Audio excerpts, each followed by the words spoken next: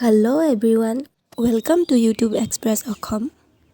আজি একেবাৰে সহজ পদ্ধতিৰে চুজি দি নাৰিকলৰ লাড়ু বনাও আহকচোন। এয়া মই নাৰিকল ৰুকি লৈছোঁ।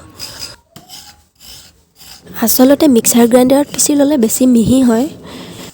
এতিয়া মই চেনি 2 কাপমান দি কেইঘণ্টামান ঢাকি থৈ দিম।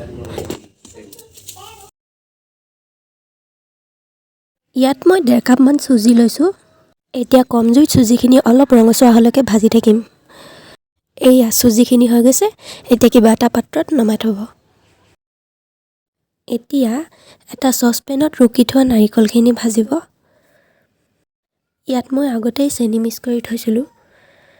নাৰিকলখিনি যেতিয়ালৈকে আঠা আঠা হৈ নাযায় তেতিয়ালৈকে ভাজি থাকিম।